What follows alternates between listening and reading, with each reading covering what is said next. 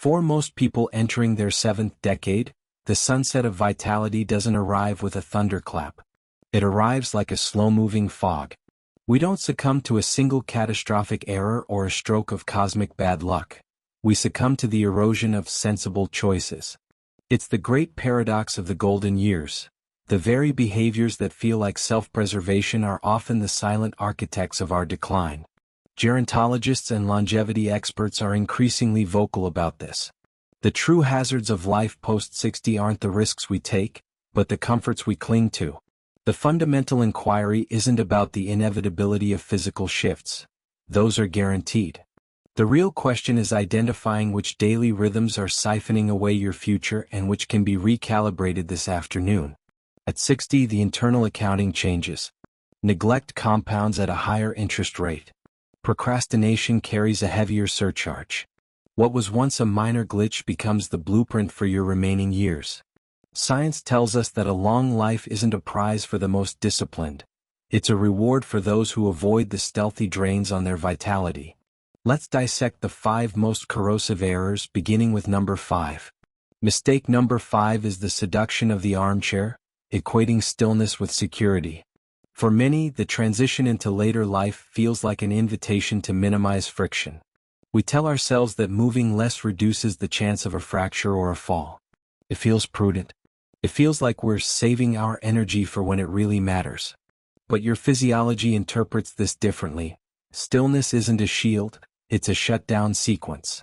Take Arthur, a 73-year-old former architect. He viewed retirement as a well-earned ceasefire with the world. He optimized his life for convenience, choosing the elevator over the stairs and the recliner over the garden. To his mind, he was being efficient and playing it safe. But his cells saw a lack of demand. Gradually, his gait shortened, his peripheral vision for balance narrowed, and his world physically shrank. The hazard isn't the absence of a marathon, it's the presence of prolonged immobility. Doctors warn that a stationary life thickens the blood, stiffens the arteries, and tells the brain the body is no longer in active service. Protection doesn't come from a chair, it comes from the pump of the heart and the tension of the muscle. After 60, motion isn't a hobby, it's your primary insurance policy. Mistake number 4 is the tired elder fallacy, believing that fragmented, shallow sleep is an unavoidable tax on aging. We've been told that as we grow older, we simply need less rest, or that waking at 3 a.m. is just the way it is. This is a biological lie. Poor sleep is a systemic failure, not a milestone. Your brain uses sleep as a janitorial service, flushing out metabolic debris that accumulates during the day. When we surrender to insomnia, we allow that debris to sit. This isn't just about feeling groggy, it's about systemic inflammation, cognitive fog, and cardiovascular wear and tear. The danger isn't the occasional restless night, it's the resignation that you'll never sleep soundly again. Prioritizing circadian rhythms, the morning sun, the evening dimness, the ritual of the cool room, isn't a luxury. It is the only time your body can perform deep maintenance. After 60, sleep is the difference between a body that recovers and a body that merely survives. Mistake number 3 is the ambient anxiety trap, living in a state of low-grade, perpetual worry. This isn't the heart-pounding terror of a crisis, it's the background hum of concern over family dynamics, shifting roles, or the headlines.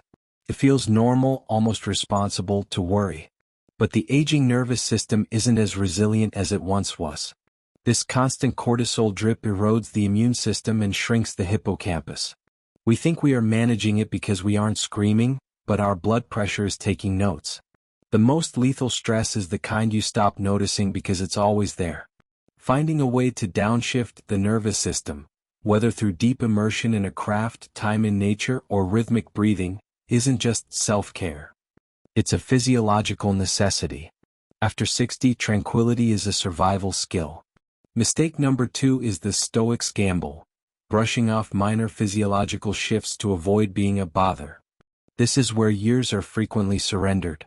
Serious conditions don't usually start with a flare, they start with a whisper. A slight change in how a shoe fits, a momentary blur in vision, or a subtle shift in how you process a meal.